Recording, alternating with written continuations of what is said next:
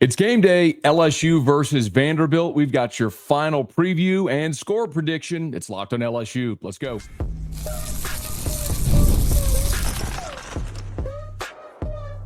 You are Locked on LSU, your daily podcast on the LSU Tigers. Part of the Locked On Podcast Network, your team every day. Okay, let's get it. It is Locked on LSU, your team every day. I'm your host, Matt Moscona. Thanks for making us your first listen. We are free, available wherever you get podcasts, of course, on YouTube as well. So please subscribe. We will get to a score prediction for LSU and Vanderbilt as the Tigers try to avoid their first 4-game losing streak since 1990. This is a pretty stunning number. LSU has lost 3 straight, both outright and against the spread. LSU has not lost 4 straight, outright and against the spread, since 1990. It's been 34 years since that has happened. Now, we've seen the Tigers have 4-game losing streaks. 1998, 1999 come to mind, the last 2 years of Jerry DiNardo, where things didn't go well for the Tigers. Of course, that ushered in the new era with Nick Saban. And we even saw, obviously, 3-game losing streak back in 2021 for the Tigers under Ed Ogeron. But we're talking about some historical context if LSU loses today, and an outright loss obviously would be a loss against the spread. First time we'd see that 4 consecutive weeks since 1990. So the Tigers trying to get a win today against the Vanderbilt Commodores, and that obviously starts with Diego Pavia. We've seen an LSU defense that has not been very good this year. A defense that has certainly struggled at times, both against the run and against the pass. And that's where you have to start, is with Diego Pavia and the Vanderbilt Commodores. Because Pavia has been so good this year, and especially good at running the football, this is a Vanderbilt team that the numbers aren't going to pop. They're 84th in rushing offense, and they're 108th in passing offense. So it's not that it's been a dynamic offense as far as putting up yards and numbers, but they do average 30 points a game. And maybe most impressively is their ability to hold on to the football and extend drives and convert on third down. You remember the game against Alabama that everyone will point to, where in that ball game, Vanderbilt held the football for 42 minutes and 8 seconds, put up 418 yards and 40 points. It's a very similar stat line to LSU's game against Florida. The difference is Vanderbilt finished drives in that game. But it's not just that game. You can go look at any of Vanderbilt's games where they've had success, and that's sort of been the prevailing notion there. They went to Jordan-Hare and won at Auburn 17-7. And when you look at the stat line in that game against Auburn that day, obviously Vanderbilt's defense got off the field. They possessed the ball for 32 minutes. They only put up 227 yards. Auburn outgained them by 100 yards. But it's the ability to stay on the field. They converted just 4 of 16 third downs.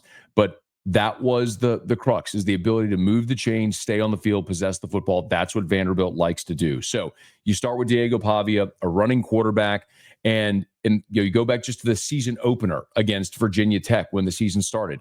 Carried 26 times for 104 yards and a touchdown, and that was an indicator of what was to come. Against Alabama, he ran it 20 times. He's had 34 carries and 158 yards more than their lead running back. So you have got to be mindful of Diego Pavia running the football. He also has 15 passing touchdowns on the season. They will run some triple option. If you want kind of an indicator of what things look like for Diego Pavia and Vanderbilt against LSU. LSU a year ago did face a sort of modern day triple option team in Army, and LSU won that game 62-0. So this relative same group of defensive players fared well against a similar offense last year when Army came to town. A couple of other things to keep an eye on. Eli Stowers is a Vanderbilt's tight end. And you're not talking about guys that are necessarily projected near the top of the draft, but Stowers was a guy that signed out of high school as a quarterback with Texas A&M, and he is now, and he was in that same class out of the state of Texas as Jalen Milroe, by the way. He's now converted to tight end, and he was actually in Bruce Feldman's annual Freaks column 41-inch vertical, 10.8 broad jump. He was a state champion in the high jump. So he's a real elite athlete at the tight end position. Tight ends haven't necessarily killed LSU this year. It's more been the big play over the top with deep threat receivers when teams have made plays in the passing game. But that's one to watch. And certainly the other storyline to keep an eye on, as we alluded to a second ago, is third down. Third down is going to be so critical in this game. These two teams are very different. LSU can throw it, can't really run it.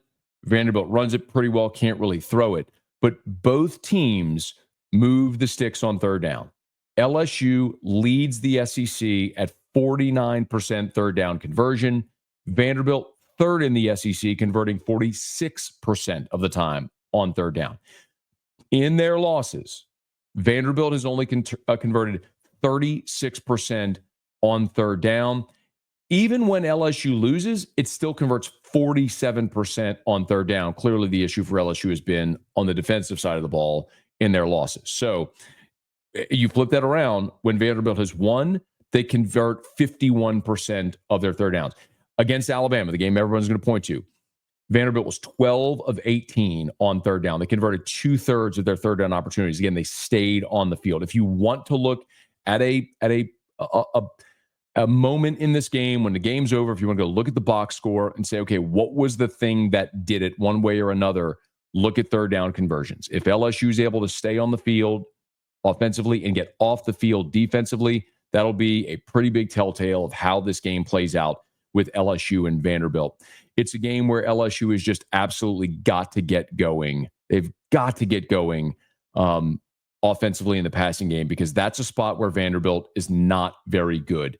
If you look at Vanderbilt's defense, they're 11th in the country in scoring defense. And this should give you a little bit of pause. Vanderbilt is 11th in the country in scoring defense, allowing just 21.7 points per game. They're 12th in total defense. Remember, Clark Lee was Brian Kelly's defensive coordinator, a very good defensive coach. They're 8th in rush defense. This will be one of the better rush defenses you faced all year. They will give up yards, even though they're 12th in passing defense. They'll have 236 yards per game. So you're looking at a very stout at times defense for Vanderbilt. That's where LSU is going to have to try to make hay, is through the air against Vanderbilt with LSU's passing offense. So it's just going to have to be a thing where LSU gets going. And forgive me, I said in the country, I knew that didn't look right. Those are conference ranks. Forgive me. I know I was looking at that wrong. My apologies. Vanderbilt's 11th in the conference in scoring, 12th in total total defense. I was looking at the offensive stats. Forgive me. I botched that. Reset. Vanderbilt's 11th in the conference in scoring defense, 12th in total defense, 8th in rush defense, and then 12th in passing defense. So 12th in the league in passing defense. I knew that didn't look right for the passing. They're solid against the run at times. They've been poor against the pass. That's where LSU has got to make its hay, is through the air against Vanderbilt in this game Saturday night in Tiger Stadium. I will give you my final thought on the game and a prediction on the game as we continue here. Locked on LSU, your team every day.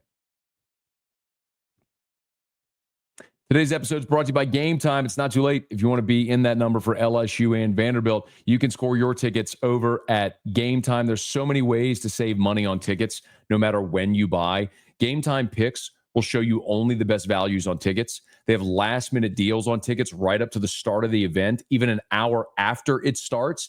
And they have exclusive flash deals and sponsored deals on tickets for football, basketball, baseball, concerts, comedy, theater, whatever you want to go see live. Gametime can help you get there. Remember the Gametime guarantee. If you find tickets in the same section and row for less, Gametime will credit you 110% of the difference. You'll always get the best price at Gametime. So download the Gametime app. Y'all take the guesswork out of buying tickets with Gametime picks. Download the Gametime app, create an account, use the code LOCKEDONCollege for $20 off your first purchase. Terms apply. Again, create an account, redeem with the code LOCKEDONCollege, LOCKEDONCOLLEGE for $20 off. Download Gametime today. What time is it? It's game time. Today's show is also brought to you by FanDuel. Get ready to tackle NFL action with FanDuel, America's #1 sportsbook. Because right now, new customers can bet $5 and get $150 in bonus bets if you win.